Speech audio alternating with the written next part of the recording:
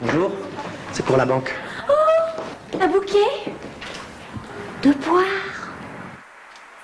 Et qui peut nous envoyer ça? Est-ce que vous aimez rire? Du CIC. Franchement, Merci pour ces 15 clients que vous m'avez envoyés sans le je boulot. crois bien que oui.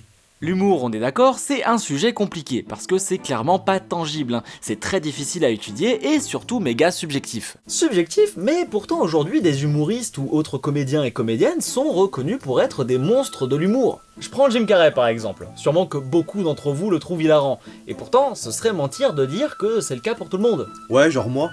Voilà, qu'est-ce que je disais? Chacun ses goûts. Ah non, chacun ses goûts, enfin il est vraiment pas drôle. D'accord. Enfin, après on a le droit d'aimer. D'aimer de la merde. Oui, y a rien qui t'en empêche. De la merde, attends doucement. Bah c'est ce que c'est, de la merde. Baser son humour sur des grimaces, excuse-moi, à part les gosses de 6 ans, je vois pas qui...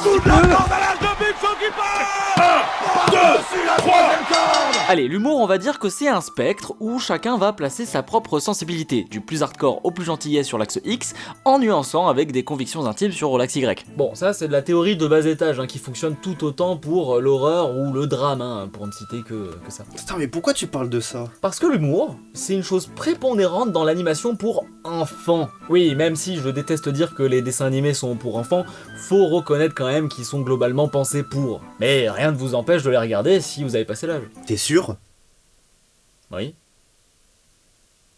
Ouais. Bref, disons qu'il est ultra rare, et même plutôt mal vu, de voir des séries d'animation horrifiques ou dramatiques à destination des enfants. Bah oui, parce qu'un gosse, faut qu'il la regarde la télé, faut qu'il la regarde longtemps, et quand il rigole, il a envie de continuer de rire. Alors, faut qu'il s'arrête jamais de rire. Puis c'est des programmes qui rassurent les parents.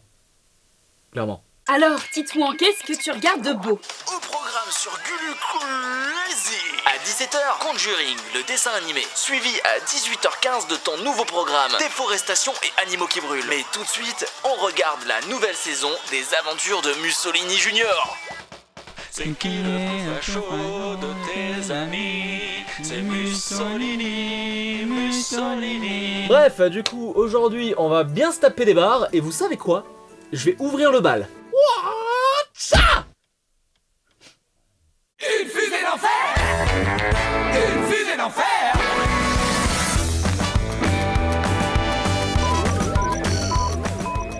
Ok, Une fusée d'enfer est une série d'animation internationale puisqu'elle est d'Australie, d'Allemagne, de Corée du Sud, Singapour et même des États-Unis.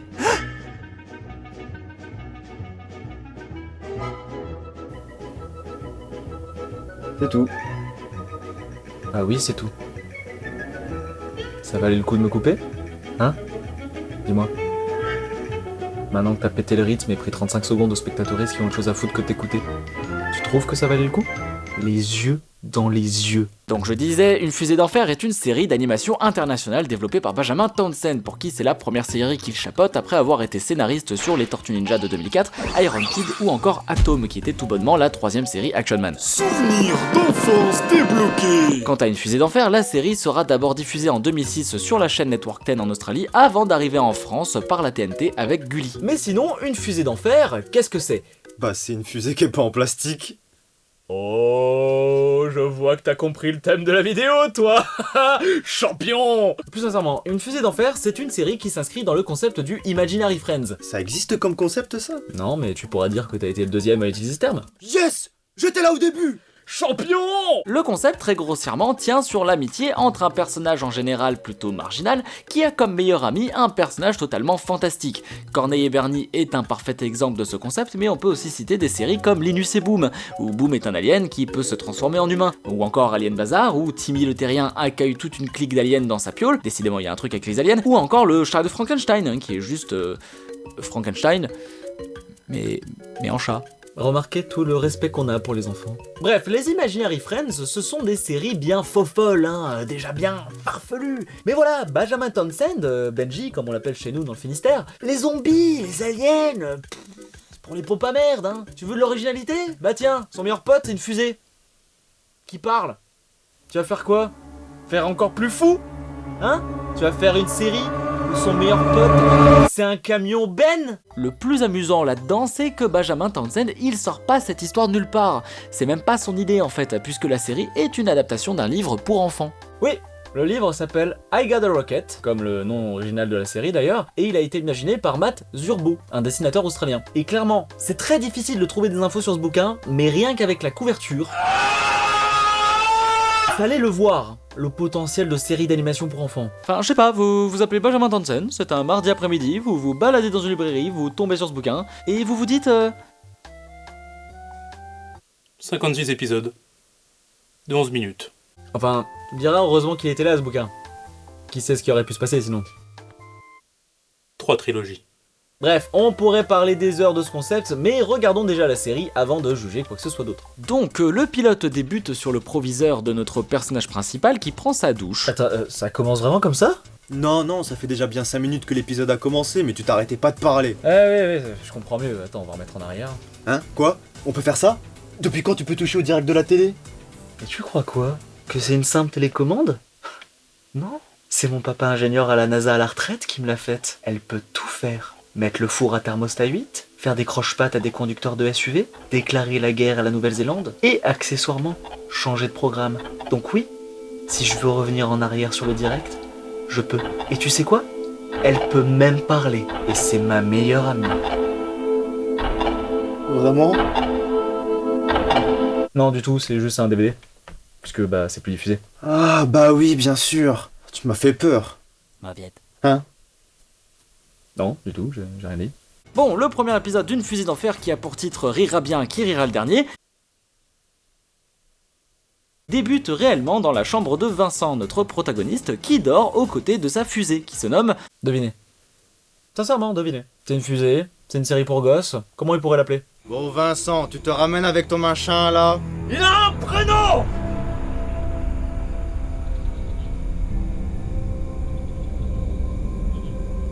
Peut-on savoir?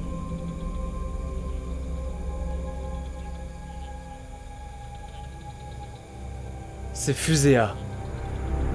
Non, en réalité, c'est Rocket, qui veut donc dire fusée en anglais. Oui, on remercie la VF d'avoir eu la décence de ne pas traduire. C'était le minimum.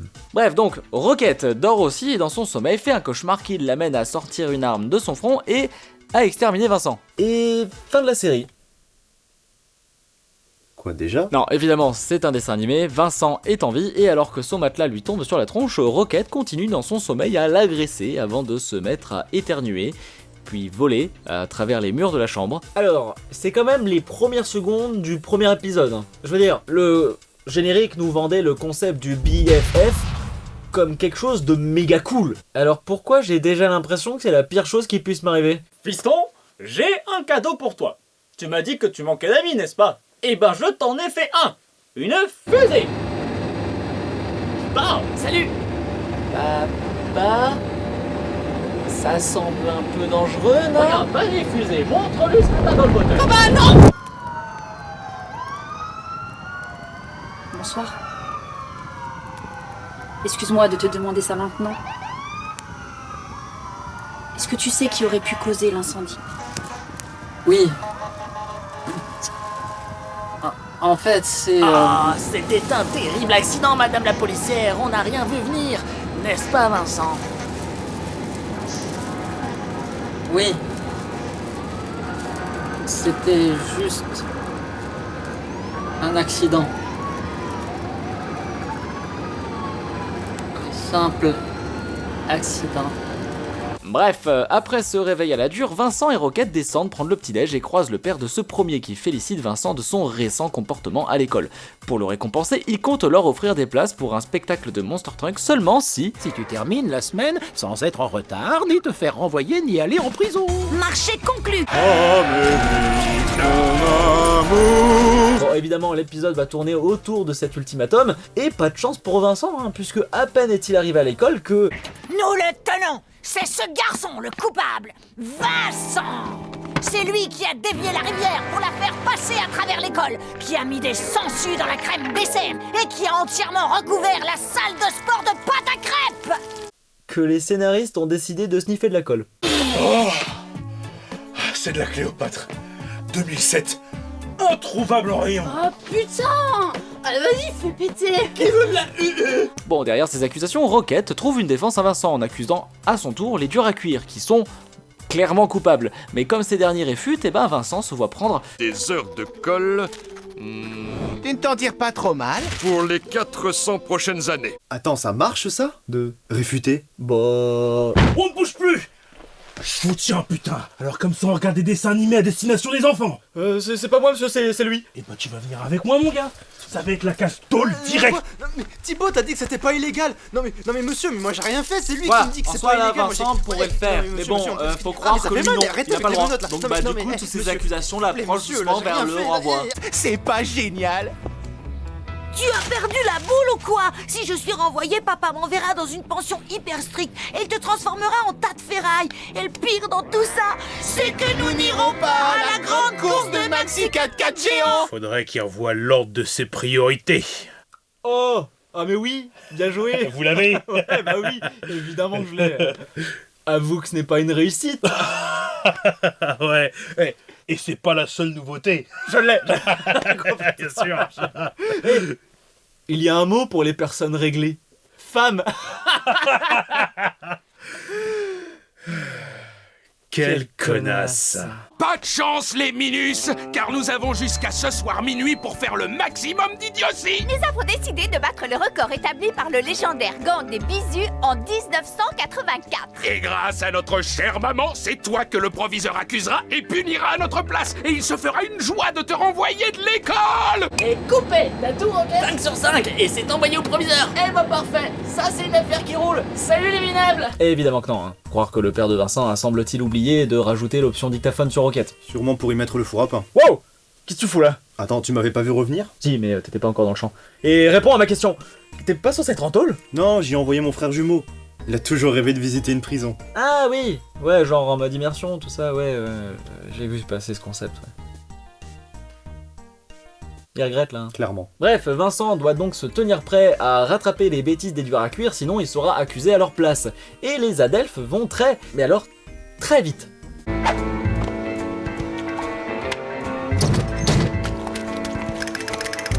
Oh, j'en connais un qui ne va pas tarder à se faire renvoyer. Attends, mais là, ils sont plus à l'école. On s'en branle, non? Et nous vous informons qu'un braquage à main armée vient d'avoir lieu à la banque du quartier de Saint-Pour-le-Toutou. D'après nos informations, les braqueurs seraient nombreux, une quinzaine, et plusieurs otages seraient pris au piège à l'intérieur de la banque. Nous informons maintenant que la Vincent police essaye... Waouh, sympa les pneus. Vous les avez pris où? Rocket, au secours!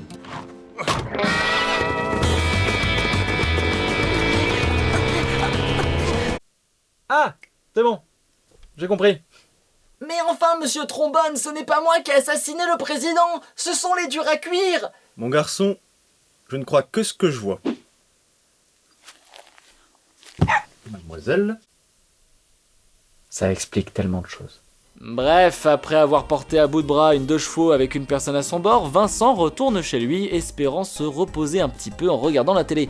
Mais il découvre très vite que les durs à cuire ont placé des caméras dans la maison du proviseur et que celles-ci sont reliées aux antennes de la ville. Allez, stop, c'est bon, j'en peux plus. Non, ça va bien 5 minutes. Enfin non, ça va pas 5 minutes.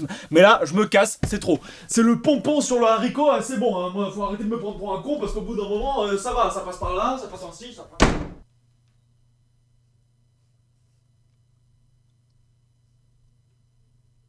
Donc, après avoir découvert la nouvelle bêtise des durs à cuire, Vincent et Rocket décident de s'infiltrer chez Monsieur Trombone pour y retirer toutes les caméras cachées. Mais quand ce dernier se met à vouloir regarder la télé, Vincent est bien obligé de trouver une idée. Vu que la télé est reliée aux caméras. Qui sont chez lui. Vous suivez? Bienvenue dans le petit théâtre de l'horreur. Ce soir, nous vous présentons Enrique et les gants du malheur. C'est vrai que là, il est sacrément con. Pas mal cette nouvelle série immersive en 4D. Je m'y croirais dedans. Mais parce que t'es dedans, couillon! Sors du champ! Enfin, du coup, Monsieur Trombone finit par s'endormir, permettant... ma mère et puis que... Qu'est-ce que tu fous? Rien. Cette série, c'est la définition d'en faire trop. Tout le temps, trop. Clairement, vous aurez compris après avoir visionné les quelques extraits que je vous ai partagés, mais la série se la joue au 47e degré. Chaque action, pourtant simple, devient mais une excuse pour une vanne, mais d'une absurdité gigantesque. Et moi, j'adore l'absurde. L'absurde, c'est l'humour des As avec les Y a-t-il un flic? L'absurde, c'est les films de Dupontel ou même de Dupieux. L'absurde, c'est les pièces de Ionesco ou de Beckett. L'absurde, c'est de se faire tabasser par des mecs qui sont censés assurer ta sécurité. J'adore l'absurde. Mais ça, c'est de l'absurde dans l'absurde. Comme la vache qui rit. Oui, parce que ce que vit Vincent là, d'être accusé sans aucune preuve de quelque chose qu'il n'a pas fait, c'est déjà de l'absurde. Et en rendant les actes dont il est accusé encore plus absurdes, ça ne fait que passer l'absurdité de sa situation au second plan. Puisque là, on se dit plus que Vincent a pas de cul, oh c'est dommage, le pauvre, oh, la vie est injuste. Non, on se dit surtout que Vincent il aurait dû réagir comme ça. Oh Vincent, qu'est-ce que tu fais? Kimberly ne va pas à l'école aujourd'hui. Mon Dieu, un élève tire sur tout le monde. C'est la cinquième. Pas comme ça, comme ça. Vincent, nous t'accusons d'avoir détourné la rivière dans les couloirs de l'école, mis des sangsues dans la crème dessert et recouvert le gymnase de pâte à crêpes. Qu'as-tu à dire pour ta défense? Que c'est physiquement et théoriquement impossible. C'est vrai. Oui, enfin, on parle d'un dessin animé où le meilleur pote du gars est une fusée qui parle. Certes. Voilà, donc on peut regarder la fin de l'épisode maintenant? Quelle fin? C'est déjà fini?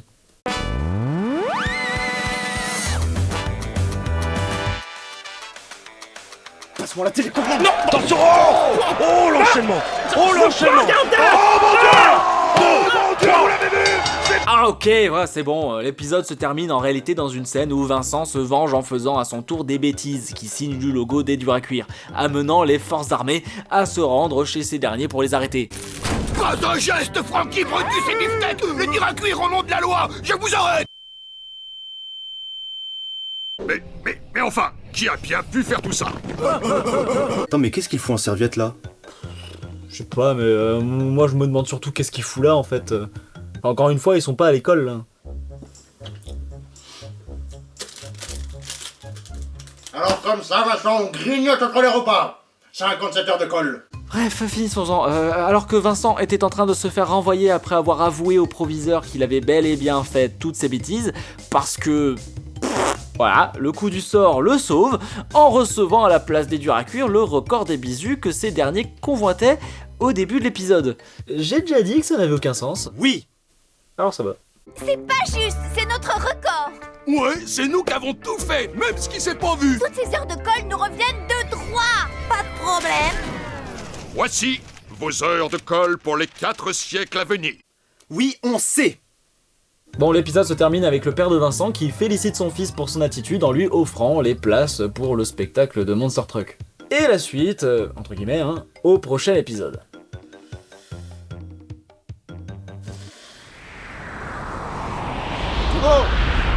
Thibaut, arrête! Bon, au-delà de ce qu'on a déjà parlé il y a quelques minutes, c'est-à-dire l'humour de la série, parlons un peu plus du reste. Tout d'abord, c'est bien animé. Faut être franc, c'est même très pro, tant la série arrive à lier l'efficacité et la simplicité. Mais ça, en soi, c'est pas très étonnant. Oui, peut-être qu'en voyant les extraits de la série, ça vous aura rappelé quelque chose, et c'est bien normal, parce que ce style-là, c'est celui des séries d'animation Nickelodeon, qui est lui-même très similaire à celui de Cartoon Network. Bon, en gros, des séries d'animation américaines, quoi. Nickelodeon en France, c'est encore un petit peu de niche, de moins en moins, certes, mais c'est pas un logo qui est très clair pour tout le monde. Pourtant, c'est quand même une des plus grosses chaînes de télé américaines, à qui on doit Dora l'exploratrice, Bob l'éponge tout de même, mais aussi dernièrement la série interminable Bienvenue chez les Lords, qui prend toutes les plages de programme sur Gulli depuis 2017, quand c'est pas son spin-off Bienvenue chez les Casagrandes qui prend le reste. Putain, mais tuez-moi! Y'a pas assez de séries d'animation? C'est ça, Gulli? Tu trouves qu'on fait pas assez de séries? Hein? Espèce de chaîne de M6, de tronction, de gardien de... Pardon, j'ai un problème avec Gulli en ce moment, ça. Et les séries d'animation américaines pour gosses. Bah pourquoi? Pourtant elles sont super drôles. Bah, alors oui, déjà bon, l'humour c'est subjectif, et encore. Mais voilà, moi à mes yeux, les séries d'animation pour gosses américaines ont tendance à toujours en faire trop. Quand ça devient pas juste méta à toutes les secondes. C'est aussi un humour qu'on retrouve de plus en plus dans certains films d'animation qui sortent des studios Disney et DreamWorks, bon même si ces derniers le font de plus en plus. Cet humour méta, c'est-à-dire quand les personnages sont conscients d'être dans une fiction, c'est un peu devenu la marque de fabrique américaine, comme si ils avaient envie de se foutre de la gueule de leur propre industrie, tout en étant dans l'industrie. C'est un peu, je sais que je fais de la merde, mais je le dis.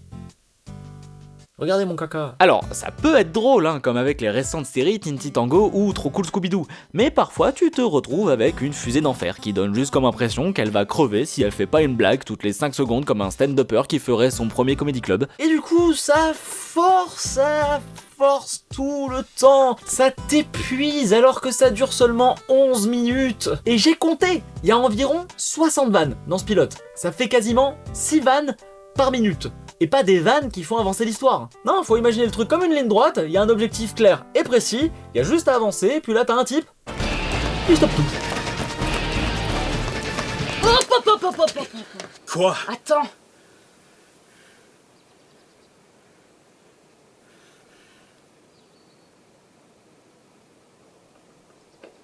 Tu la connais, celle de l'amnésique? Non. Alors c'était toi! Et qu'on soit clair, encore une fois, l'humour c'est pour beaucoup une question de point de vue. Je l'entends parfaitement, je vais rire à des choses qui vous feront pas forcément rire et vice versa. Maintenant, je pose un truc. J'ose. Mais comme beaucoup de choses en réalité, la comédie c'est un genre qui demande de la réflexion et de la construction. Par exemple au même titre que l'horreur. Dans l'horreur, il existe un procédé très simple, mais souvent critiqué, alors qu'il peut être génial quand il est très bien utilisé. C'est le jumpscare. Le truc qui apparaît vite à l'écran avec un fort bruit sonore, vous faisant sursauter même si vous serrez très fort les fesses tout le long de la séance. Bah ça en soi, ça fonctionne, ça fait sursauter, ça fait peur. Est-ce que pour autant, ça convainc tout le monde que c'est un formidable effet horrifique? Pas sûr. Et dans l'humour, on peut transposer ça avec une blague de paix. Bah oui. Le paix, il peut être tout autant un paix pas drôle, ridicule, même voire affligeant, qu'un paix, mais alors, hilarant, enfin, selon comment il est amené dans la scène. Testez chez vous. En fait, vous savez quoi? On va prendre en exemple l'épisode qu'on vient de voir en comparant deux vannes fonctionnant sur le même système. Vers la fin de l'épisode, les bêtises de Vincent pour faire accuser les durs à cuire sont présentées dans un ordre logique vers l'absurde. Tout d'abord, des vaches, taguées du logo des durs à cuire. C'est une bêtise, mais rien de trop compliqué et choquant à faire. Ensuite, un énorme logo sur l'enceinte d'un diner. Déjà plus compliqué à réaliser, mais encore possible. Troisième étape, le logo tagué sur la serviette du proviseur. Bon, là on commence déjà à passer la barre de l'irréalisable et la question se pose même quant à l'intention derrière cette action. Enfin, en quatrième, fini les tags, le logo est directement reproduit dans un champ de blé de la même façon qu'un cercle de culture, donc bon là on touche désormais à de la science-fiction. La blague aurait pu s'arrêter là, hein, c'est déjà assez absurde dans la réalisation, mais c'est pas encore totalement délirant. D'où le dernier exemple qui nous est présenté où Vincent et Roquette ont carrément détourné des routes et reconstruit par-dessus pour former le logo des durs à cuire. Et là où cette vanne pourrait paraître trop exagérée, elle y trouve sa place puisqu'elle a été installée en toute logique à la fin d'un enchaînement qui lui a pavé le chemin. Maintenant, si on reprend l'extrait du début d'épisode où Vincent se fait accuser des premières bêtises, celui où les scénaristes ont... Putain les gars, Camille a testé le pistolet à colle. Je crois qu'il faudra appeler le SAMU. Eh ben, on a ici un parfait exemple de comparaison, puisque là, rien n'amène la vanne. Dès la première accusation, l'absurdité est déjà à son paroxysme, avec la rivière déviée dans les couloirs de l'école, qui est quand même quelque chose d'assez énorme à réaliser, rendant d'ailleurs la deuxième accusation avec les sangsues un peu fade, clairement. Alors que si on changeait l'ordre... C'est lui qui a mis des sangsues dans la crème Bessem, qui a dévié la rivière pour la faire passer à travers l'école, et qui a entièrement recouvert la salle de sport de pâte à crêpes. Bah, ça fonctionne un peu mieux, hein. D'ailleurs, en parlant de choses qui fonctionnent mieux, le pilote, lui, en tant que pilote, fonctionne bien. Waouh, on retiche la transition. En fait, le pilote en lui-même, il présente un peu tout ce dont on a besoin de connaître pour les prochains épisodes. Il y a les durs à cuire qui nous sont présentés, ainsi que leur mère et le rôle de soutien aveugle qu'elle a avec eux. On a le proviseur Monsieur Trombone, le père de Vincent, et même les quelques personnages tertiaires, comme les amis de Vincent, ou même sa sœur, qui nous sont rapidement présentés. La relation entre Rocket et Vincent est elle aussi plutôt bien présentée, puisque dans la première scène, le flegme de Vincent face aux catastrophes que produit Rocket, ça installe l'ambiance de la série, ainsi que le caractère plutôt enthousiaste et naïf de Rocket. Bref, finalement, on fait face à un bon pilote pour une série que je trouve fatigante. Oui, enfin, vu tes goûts de shot, excuse-moi, mais ça m'étonne pas que tu trouves ça pas drôle. Attends, mais tu trouves ça drôle, toi? Évidemment, c'est drôle. Après, c'est sûr que lorsqu'on a besoin qu'un type fasse des grimaces pour qu'on se mette à rire, un humour plus subtil peut rebuter. Subtil? Non mais attends, t'as été bercé contre du plâtre ou quoi? Enfin, qu'est-ce que tu connais en humour, toi, d'abord? Eh ben, je m'y connais parce que je fais du stand-up d'abord. Quoi? Mais attends, je vais te montrer, tiens, tu vas voir c'est quoi d'être drôle. Salut. Salut. Merci. Ok. Non, merci. Vous trouvez pas qu'on peut plus rien dire? Ah, si, on peut plus rien dire. Je veux dire, regardez-moi.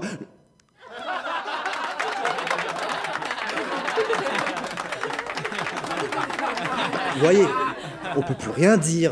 Pire, on peut tellement plus rien dire qu'on peut plus dire qu'on peut plus rien dire. Ah, celle-là, elle est subtile. Ouais. On est toujours là, oui. Pour tout vous dire, tant que je peux encore le faire, puisqu'ici, on peut quand on veut. Avant-hier, j'étais avec ma copine, et ben j'ai hésité à lui dire qu'elle était belle. Ah bah oui, quoi, parce que moi je me suis dit qu'elle va me dire que j'ai pas le droit de le dire. Parce qu'on peut plus rien dire. Moi je me dis, et je vais vous le dire là, main, parce que moi je me dis que... Qu'est-ce qu'elle fout là, cette télécommande? Bouge toute seule. Ah, non, c'est tout, aidez-moi, vous l'avez bien fait. Vous l'avez les gars, non. Ah putain, me frappe là, c'est comment ça fout?